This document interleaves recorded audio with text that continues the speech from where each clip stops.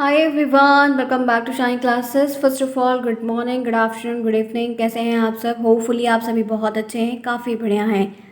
आज की इस क्लास में यहाँ पर हम पवन की सीरीज़ से आपके बहुविकल्पी प्रश्नों को करेंगे। पवन की सीरीज़ से कुछ क्वेश्चंस हैं, कुछ आपके कुछ और सीरीज़ शांति, कुछ और अलग अलग सीरीज़ हैं, उनके क्वेश्चंस यहाँ पर मिक्स हैं, तो ध्यान रखिएगा। ऑलरेडी आपके पास सीरीज़ है, आप लोग भी काफ़ी खुद बहुत कुछ रिवीजन करते हैं। मैंने इसकी एक क्लास इसके पहले ली हुई थी, जिसमें आपको मैंने शायद 25 या 30 क्वेश्चंस करवाया था। आज की जो क्लास होगी उसके आगे के जो क्वेश्चंस हैं वो हम कॉन्टिन्यूस करने वाले हैं। आप जुड़े हैं मेरे साथ, मैं हूँ शालिनी। सभी का स्वागत है शालिनी क्लासेस में। जितने फ्रेंड्स आज पहली बार यहाँ पर आए, प्लीज़ चैनल को सब्सक्राइब करिए, दोस्तों में शेयर करिए, लाइक करना बिल्कुल नहीं भूलिए। कोई प्रॉब्लम है तो कमेंट बॉक्स में पूछिए, जितना होगा उतनी हेल्प आपकी बेटर वे में की जाएगी। ये ध्यान रखना है कि आपको अभी जब तक आपके एग्ज़ाम की डेट नोटिफिकेशन बहुत सारी चीज़ें नहीं आती हैं, क्लेरिफिकेशन नहीं होता है, तब तक आपको प्रॉपर तरीके से लगे रहना और अपने एग्ज़ाम की तैयारी के लिए पढ़ना है। जैसे चीज़ें होंगी आपको अपडेट किया जाएगा। उसके लिए आपको टेलीग्राम को ज्वाइन करना है। टेलीग्राम का नाम भी शालिनी क्लासेस ही है। आप टेलीग्राम पर जाएंगे, सर्च करेंगे तो आपको सेम लोगों की वहाँ पर चीज़ें दिखेंगी और आप इजीली वहाँ से ज्वाइन होकर वो चीज़ एक्सेस कर सकते हैं। तो उसके लिए थोड़ा सा वर्क आपको उस पर करना होगा, ठीक है। बाकी की जितनी चीज़ें हैं, कोई प्रॉब्लम है, कुछ भी है, तो कमेंट बॉक्स का ऑप्शन दिया रहता है, आप वहाँ पर उस चीज़ को पूछिए, आपको रिप्लाई ज़रूर मिलेगा। तो हमने जितने भी प्रश्न दिए थे, जितने भी किए थे, आप लोग ने नहीं देखा है, आप लोग को ये सेम चीज़ उसी सेम प्लेलिस्ट में मिलेगी। बाल विकास 2023 बैच की जो प्लेलिस्ट बनी है उन्हीं में आपको ये क्वेश्चंस मिलेंगे। मैंने अलग से कोई भी प्लेलिस्ट नहीं बनाई है, ताकि आप सभी बिल्कुल भी कंफ्यूज ना हो और प्रॉपर तरीके से वहाँ पर जाएं और 1 बाय 1 करके आप पार्ट 1 पार्ट 2 करके सभी को एक्सेस करके देख सकते हैं। अभी आज हमारा पार्ट 2 है, आगे बढ़ते हैं। चलिए, हमने यहाँ पर जो क्वेश्चंस वगैरह किए थे वो मैंने आपको बताया कि 25 शायद आई थिंक मैंने लास्ट करवाया था। आई थिंक मैंने 30 क्वेश्चन आपको कर कि परसों की क्लास में करवाए थे। आज हम बात करते हैं 31 से। चलिए, क्वेश्चन नंबर 1 आपके सामने स्क्रीन पर है। राइट ऑप्शन क्या होगा, क्वेश्चन क्या है, 2 बार पढ़िए फिर आंसर बताइए। बाल विकास को निम्नांकित तत्वों में से एक को अब अधिक मान्यता नहीं दी जाती है। इसमें कई सारे कॉन्सेप्ट दिए गए, किसी एक को बहुत ज़्यादा प्रायोरिटी या बहुत ज़्यादा मान्यता नहीं है, तो वो पोषण ऑप्शन 1 है, लिंग भेद ऑप्शन बी है, संस्कृति ऑप्शन सी है और प्रजाति भेद ऑप्शन डी है। इसमें से कौन सा ऑप्शन है जो करेक्ट होगा? 31 के लिए क्या है जो उसको अब प्रायोरिटी या मान्यता नहीं दी जाती है? तो चाइल्ड डेवलपमेंट में आप ये चीज़ ध्यान से रखें, जितने भी फैक्टर्स या टर्म्स आते हैं उसमें पोषण बहुत ज़रूरी होता है। अगर आप प्रॉपर डाइट या इंटेक करेंगे, न्यूट्रिशन फूड खाएंगे तो वो हेल्पफुल होगा। जो संस्कृति है वो भी बहुत महत्वपूर्ण होती है। लिंग भेद जो होता है वो भी काफ़ी महत्वपूर्ण होता है, काफ़ी अहम भूमिका को निभाता है। ये प्रजाति के जो भेद की बात है, ये चीज़ हमारे बाल विकास में बिल्कुल ही महत्वपूर्ण नहीं है। तो आपका डी ऑप्शन जो है वो पूरी तरीके से गलत है, ये आपको ध्यान रखना। बाकी के जितने भी ऑप्शंस दिए गए वो ऑलरेडी सारे के सारे करेक्ट है, नो डाउट। तो आपका ये ध्यान रखना कि 31 में आपका डी ऑप्शन है, ये आपको क्लियर होना ही होना चाहिए, ठीक है। इसी के साथ नेक्स्ट चलते हैं और नेक्स्ट क्वेश्चन को ईजिली देखते हैं। यहाँ पर क्या है, प्रखर बुद्धि का बालक कितने समय में चलने लगता है? जो एक बहुत ही तेज तीव्र बुद्धि का जो बालक होता है वो कितने टाइम ड्यूरेशन में वॉक करने लगता है? 10 महीने में, 10th में 10 महीने लगते हैं, 13 महीने लगते हैं, 12 महीने लगते हैं, 15 महीने लगते हैं। ये कहा जा रहा है जो काफ़ी तेज़ है, काफ़ी कुशाग्र है, काफ़ी स्मार्ट है, बहुत सारी चीज़ें होती हैं डिफरेंट डिफरेंट। तो वो चीज़ें कब होने लगती, किस मंथ में होने लगती? 32 का राइट ऑप्शन क्या होगा? बहुत ही शार्प माइंड के जो स्टूडेंट्स होते हैं उनके लिए ये चीज़ें हैं, तो कौन सा ऑप्शन आपका करेक्ट होगा? तो ध्यान रखिएगा, अप्रॉक्स आप ये कह सकते हैं कि 12 से 13वें महीने के जो स्टूडेंट्स बच्चे रहते हैं वो काफ़ी कुशाग्र होने लगते हैं। इसी के साथ नेक्स्ट आइए, 33 है। बाल्यावस्था को जीवन का अनोखा काल कहा जाता है। बहुत ही अच्छा प्रश्न है, आपको बहुत बार देखने को मिलेगा, multiple time it is repeat होगी। तो अनोखा काल जो कहा जाता है वो किसमें से, इनमें अनेक परिवर्तन आते हैं, इसलिए इसको अनोखा काल का नाम दिया गया या टैग दिया गया है।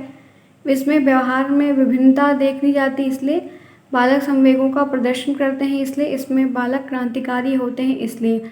तो बाल्यावस्था को जीवन का सबसे अनोखा काल कहा जाता है। इसका कौन सा ऑप्शन है जो यहाँ पर सही होगा? एक सिंगल ऑप्शन आपके सामने स्क्रीन पर है 33 में। ध्यान रखिएगा कि यहाँ पर क्या कर सकते हैं, इसमें अनेक परिवर्तन का मतलब ये बेस्ट है, क्योंकि आपके जितने भी चेंजेस होंगे वो सारे के सारे अनेक परिवर्तन में आ जाएंगे। इसीलिए आपके सभी ऑप्शंस में से पहला ऑप्शन ज़्यादा बेटर और ज़्यादा करेक्ट है। 33 का ए ऑप्शन अगर आपने चुना है या पहला ऑप्शन आपने चुना है तो वो आपका सही है। इसी के साथ नेक्स्ट देखते हैं 34। किशोरावस्था तीव्र दबाव, तनाव, तूफान और विरोध का काल है। यह कथन किसका है, ये स्टेटमेंट किसकी है? पहला ऑप्शन स्किनर की है, दूसरा ऑप्शन हरलॉक की है, तीसरा ऑप्शन सोरेनसन की है, तो चौथा ऑप्शन स्टेनले हॉल की है। जो एडोलसेंस की स्टेज होती है बहुत तेज़ होती है, बहुत प्रेशर के साथ होती है, बहुत सारे तूफान बवंडर के साथ होती है। विरोध का काल का भी नाम इसको दिया गया है। एक स्टेज है, उस स्टेज के 3-4 नाम आपको दिए गए हैं। वही चीज़ आपसे पूछ रहा है कि ये सारे नाम किसने दिए हैं। तो राइट आंसर जो होगा वो एक सिंगल ऑप्शन आपका यहाँ पर सही है। 34 में आपका डी ऑप्शन सही है। स्टेनले हॉल का कथन है और स्टेनले हॉल ने यह चीज़ें दी और की हैं। क्लियर है? तो 34 का आपका डी ऑप्शन करेक्ट होगा। जिन्होंने डी चूज़ किया उन्हें एक नंबर बहुत आसानी से मिलता है। हम इसी के साथ आगे बढ़ते हैं और 35 की तरफ चलते हैं कि 35 यहाँ पर क्या है। दिया हुआ है किशोरावस्था को जीवन का कठिन काल कहा जाता है। बहुत ही टफ हार्ड एकदम काल कहा जाता है, जहाँ बहुत सारी प्रॉब्लम्स देखने को एडोलसेंस की स्टेज में मिलती हैं। तो इसमें शारीरिक परिवर्तन होते हैं, बालक वीर पूजा करते हैं, बालक भाव प्रधान हो जाता है, बालक अपने पर नियंत्रण नहीं रख पाता है। तो 35 के लिए कौन सा ऑप्शन है जो करेक्ट होगा? एक सिंगल ऑप्शन कौन सा है जो यहाँ पर करेक्ट है? जो एडोलसेंस के स्टेजेस को जीवन का सबसे हार्ड टफेस्ट काल जो कहा जाता है, वो क्या चीज़ें हैं जो यहाँ पर होंगी? ध्यान रखिएगा, इसमें जो कठिन काल की बात है वो आपके यहाँ पर शरीर में जो परिवर्तन होते हैं, जो शारीरिक चीज़ें फिजिकल चेंज बहुत सारे होते हैं, उनसे संबंधित बातें यहाँ पर कही जा रही हैं। तो 35 के लिए आपका ए ऑप्शन करेक्ट होगा। क्लियर है? Any problem anyone? If you have an problem please ask in the comment box. Next आइए 36 है। निम्नलिखित में से एक ग्रंथि बालक की हड्डियों के विकास में सहायक होती है। एक ग्रंथि बालक के बोन्स में बहुत हेल्पफुल होती है। तो थायराइड ग्लैंड होती है, पिट्यूटरी ग्लैंड होती है, पैराथायराइड ग्लैंड होती है, थाइमस ग्लैंड होती है। इसमें 4 ऑप्शन दिया गया। पूछ रहा है कोई ग्लैंड है जो हड्डियों के लिए, बोन्स के डेवलपमेंट में काफ़ी सपोर्टिव होती है। 36 का राइट आंसर क्या होगा? तो 1 बाई 1 करके बता सकते हैं। राइट आंसर जो है वो है पिट्यूटरी ग्लैंड। ये ग्लैंड जो होती है, जो बोन्स होती हैं उनके डेवलपमेंट में बहुत ही अहम भूमिका को निभाती है, इंपॉर्टेंट रोल को प्ले करती है। तो 36 में सी ऑप्शन जितने भी फ्रेंड्स बता रहे हैं, जो भी चीज़ें हैं, उनका ये वाला ऑप्शन सही है। हम इसी के साथ आगे बढ़ते हैं। नेक्स्ट देखते हैं 37। 37 क्या है ये देखिए। 37 कह रहा है कि बालक के शारीरिक विकास को प्रभावित करने वाले निम्नलिखित तत्वों में से सर्वाधिक महत्वपूर्ण कौन सा तत्व है? जितने भी बालक के शारीरिक विकास हैं, जो कुछ भी चीज़ें हैं, उनको प्रभावित करना है, उनको सिखाना है, उनमें सबसे इम्पॉर्टेंट क्या है? वंश परंपरा इम्पॉर्टेंट है, वातावरण इम्पॉर्टेंट है, उत्तम स्वास्थ्य बहुत अच्छा है, या संवेदनशीलता इम्पॉर्टेंट है? 37 के लिए कौन सा ऑप्शन है जो करेक्ट होगा? बालक के शारीरिक विकास को प्रभावित करने वाले जितने भी तत्व या जो कुछ भी है, उनमें सबसे महत्वपूर्ण क्या है? शारीरिक विकास की बात आती तो परंपरा का तो कोई सवाल नहीं उठता, क्योंकि वो कल्चर संस्कृति में चीज़ें आ जाती, राइट। वातावरण का भी कोई मतलब नहीं है। राइट ऑप्शन जो है वो सही स्वास्थ्य से, एक अच्छे हेल्थ से है। अगर यहाँ पर आपके फिजिकल डेवलपमेंट की बात कर रहा है तो ये उत्तम स्वास्थ्य की जो बात है वही यहाँ पर इम्पॉर्टेंट है और वही यहाँ पर ज़्यादा बेस्ट और सही है। तो 37 में आपका सी ऑप्शन करेक्ट होगा। हम आगे बढ़ते हैं इसी के साथ। नेक्स्ट देखते हैं। नेक्स्ट है, बालक की किस विकास अवस्था में मानसिक विकास हेतु उचित परामर्श की अपेक्षा की जाती है? तो शैशवावस्था है, किशोरावस्था है, प्रौढ़ावस्था है, युवावस्था है। बालक की किस विकास अवस्था में बच्चे की ऐसी कौन सी डेवलपमेंट की स्टेज होती है जहाँ पर एक सही परामर्श की अपेक्षा की जाती है? 38 के लिए राइट ऑप्शन जो होगा वो पता है आपको, किशोरावस्था होगा, जहाँ पर मेंटल डेवलपमेंट के लिए सही तरीके से सलाह देना, गाइड करना, प्रॉपर तरीके से सब कुछ करना वो बहुत ज़रूरी होता है, क्योंकि वो एक ऐसा काल होता है जहाँ पर बच्चा बहुत ही उलझनों के साथ रहता है कि उसे नेक्स्ट क्या करना चाहिए, क्या सही है। तो 38 में आपका सी ऑप्शन सही होगा। हम इसी के साथ आगे बढ़ते हैं। 39 को देखते हैं। बालकों में स्वतंत्रता की आकांक्षा किस अवस्था में प्रबल होती है? बच्चा फ्रीडम को लेकर परेशान रहता है, बहुत सारी चीज़ों को सोचता है, तो वो प्रबल कब होती है, वो किस स्टेज में होती है? तो शैशवावस्था, किशोरावस्था, बाल्यावस्था और प्रौढ़ावस्था में ये चीज़ें देखने को काफ़ी पढ़ती हैं जहाँ पर आप कह सकते हो कि बच्चा काफ़ी कुछ होता है। तो सबसे ज़्यादा जो एक स्टेज है कौन सी है जिसमें बच्चा ऐसी चीज़ों को सोचता है या चाहता है या चीज़ें मन में आती हैं। तो ध्यान रखिएगा, जो बेस्ट है जो सही है वो किशोरावस्था में जब आता है तो उसको ये सारी चीज़ें ज़्यादा समझ में आती हैं और वो उनके लिए काफ़ी जो है झगड़े लड़ाई जो कुछ भी होता है वो भी करने को तैयार होता है, क्योंकि एडोलसेंस स्टेज में उसको अपनी तरीके से हर चीज़ करने को मन करता है। ठीक है, जैसा कि आपका भी करता है। चलिए, तो हमने यहाँ पर 10 मिनट की क्लास की, फटाफट क्लास को लाइक करी जिन्होंने क्लास को अभी तक लाइक नहीं किया, क्योंकि शालिनी क्लासेस में आना लाइक तो बनता है। मंदिर में आए हैं और घंटी नहीं बजाएंगे तो काम कैसे बनेगा। चलिए जल्दी से लाइक करिए। कोई प्रॉब्लम है तो कमेंट बॉक्स में पूछिए, आपको ऑप्शन दिया गया है। जो सब्जेक्ट में दिक्कत है वो पहले करवा देंगे, वो चीज़ें आपकी होंगी। बाकी बहुत सारी चीज़ें आपकी हुई, सभी प्लेलिस्ट बनी हुई है, चेकआउट करिए, सिंपल तरीके से पढ़िए। टेलीग्राम को ज्वाइन करिए, नाम शालिनी क्लासेस है। और ये सारे PDF या जो भी इंपॉर्टेंट क्वेश्चंस कराए जाते हैं वो ऑलरेडी वहाँ पर दिए हुए हैं, आप स्क्रॉल करके देखेंगे तो आपको बहुत कुछ वहाँ पर ज़रूर मिलेगा आपके सिलेबस से संबंधित। क्या हम आगे बढ़ें? आइए आगे चलते हैं। इसी के साथ देखते हैं नेक्स्ट क्वेश्चन। बाल्यावस्था में कौन सा संवेग सर्वाधिक प्रभावशाली होता है? जो चाइल्डहुड की स्टेज होती है उसमें कौन से इमोशंस बहुत इफेक्टिव होते हैं? क्या वो भय होता है जो बहुत तेज होता है? क्या वो प्रेम होता है? क्या वो पीड़ा होती है? क्या वो दुख और सुख होता है? तो 10th में एक राइट ऑप्शन आपका यहाँ पर 40 के लिए होगा, ना कि 10th है, सॉरी फॉर दैट। तो 40 के लिए जो सही ऑप्शन है, एकदम सही चीज़ें हैं, वो सबसे इम्पॉर्टेंट जो है संवेग प्रभावशाली होता है, सबसे ज़्यादा जो होता है क्या हो सकता है? तो सबसे ज़्यादा प्रभावशाली संवेग जो आपको बाल्यावस्था में देखने को मिलते हैं वो दुख और सुख दोनों कह सकते हैं। दुख भी बहुत ज़्यादा बच्चों को देखने को रहता है और सुख भी बहुत ज़्यादा रहता है, इसीलिए डी ऑप्शन सही है यहाँ पर। हम आगे बढ़ते हैं और नेक्स्ट प्रश्न देखते हैं। किस प्रकार के शरीर वाले किशोर किशोरियों में संवेगात्मक अस्थिरता की स्थिति अधिक नहीं होती? ऐसे कौन से प्रकार के बच्चे शरीर वाले हैं जो किशोर किशोरियों में संवेगात्मक जो अस्थिरता की स्थिति अधिक नहीं होती? की चीज़ें कैसी हैं?